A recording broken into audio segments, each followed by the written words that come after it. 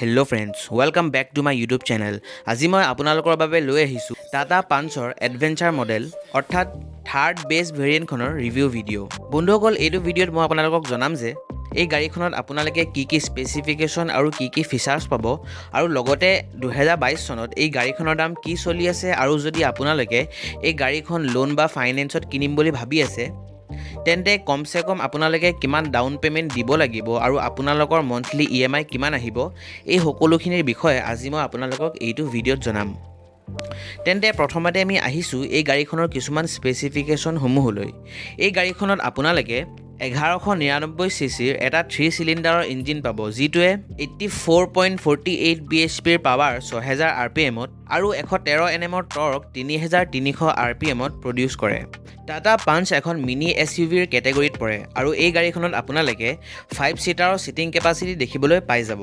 এই গাড়ীখনত আপোনালোকে 37 লিটাৰৰ এটা ফিউল টেংকৰ লগতে 366 লিটাৰৰ এটা ডাঙৰ বুট স্পেচৰ অপচনো দেখিবলৈ পাই যাব।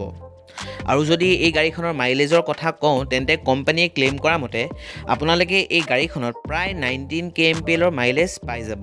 এতিয়া আহিছো এই গাড়ীখনৰ কিছুমান স্পেচিফিকেশন সমূহলৈ। এই গাড়ীখনত আপোনালোকে পাৱাৰ ষ্টিয়াৰিঙৰ লগতে ফ্ৰণ্ট আৰু ৰিয়েৰ পাৱাৰ উইণ্ডো পাই যাব অৰ্থাৎ অল পাৱাৰ উইণ্ডোৰ অপচন আপোনালোকে এই গাড়ীখনত দেখিবলৈ পাই যাব। আৰু লগতে আপোনালোকে এই গাড়ীখনত এসি হিটাৰৰ লগতে কিলেছ এন্ট্ৰি আৰু 4টা ইনবিল্ট স্পিকাৰৰ অপচন দেখিবলৈ পাই যাব। আৰু নোপোৱাৰ ভিতৰত আপোনালোকে এই গাড়ীখনত LED headlamps, steering mounted control, touch screen, LED tail lights, rear camera আদিৰ নিচিনা ফিচাৰ্ছসমূহ দেখিবলৈ নাপায়। কিন্তু ৰিয়েৰ পাৰ্কিং সেন্সৰ পাই যাব আপোনালোকে এই গাড়ীখনত। এতিয়া আহিছো এই গাড়ীখনৰ সেফটি ফিচাৰ্ছৰ ওপৰত। এই গাড়ীখনৰ যদি সেফটি ফিচাৰ্ছৰ বিষয়ে কওঁ তেন্তে আপোনালোকে এই গাড়ীখনত ABS আৰু EBDৰ লগতে চেন্ট্ৰেল লকিং আৰু ক্ৰেছ সেন্সৰৰ লগতে দুটা এয়াৰবেগৰ অপচনো দেখিবলৈ পাই যাব। আৰু যদি এই গাড়ীখনৰ বিল কোৱালিটিটোৰ বিষয়ে কওঁ তেন্তে গ্লোবেল এনকেপৰ ক্ৰেছ টেষ্টত টাটা পাঞ্চে 5 ষ্টাৰৰ সেফটি ৰেটিঙেৰে স্ক'ৰ কৰিছে আৰু টাটা পাঞ্চক ভাৰতৰ আটাইতকৈ মজবুত আৰু সেফেষ্ট গাড়ীসমূহৰ ভিতৰত এখন ধৰা হয়।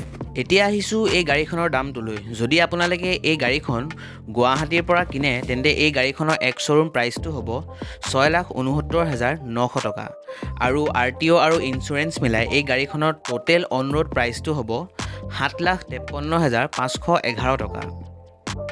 মই এই দামটো গুৱাহাটী এক শ্বৰুমৰ কৈছো যদিও অসমৰ প্ৰায়বোৰ ডিষ্ট্ৰিক্টতে এই দামটো একেই হ'ব।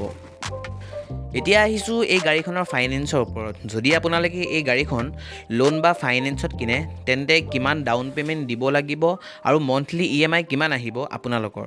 যদি আপোনালোকে এই গাড়ীখন 7 বছৰৰ কাৰণে ফাইনেন্স কৰায় আৰু যদি 1,20,000 টকাৰ ডাউন পেমেন্ট দিয়ে আৰু 9.8% ইন্টাৰেষ্ট ৰেট লগায় তেন্তে আপোনালোকৰ টোটেল লোন এমাউণ্টটো হৈ যাব 5,42,437 টকা আৰু তেতিয়া আপোনালোকৰ মন্থলি ইএমআইটো আহিব 8,949 টকা আৰু তেতিয়া আপোনালোকৰ ডাউন পেমেন্টটো বাদ দি টোটেল এমাউণ্টটো হৈ যাব 7,51,716 টকা। বৰ্তমান এতিয়া পূজাৰ বতৰ চলি আছে আৰু যদি আপোনালোকে এই গাড়ীখন কিনিম বুলি ভাবিছে তেন্তে হয়তো আপোনালোকে এতিয়া পূজাৰ বতৰত ভালেখিনি ডিসকাউন্ট পাই যাব। আৰু ঠিক সেইদৰে আপোনালোকে এই গাড়ীখন কম সময়ৰ কাৰণেও ফাইনেন্স কৰাব পাৰে। তেন্তে আজিলৈ ইমানেই বন্ধুসকল। যদি আপোনালোকৰ ভিডিঅ'টো চাই ভাল লাগিলে তেন্তে লাইক আৰু কমেণ্ট কৰিব আৰু আগলৈও এনে ধৰণৰ ভিডিঅ' মোৰ চাই থাকিবলৈ মোৰ চেনেলটো ছাবস্ক্ৰাইব কৰি দিব। ধন্যবাদ।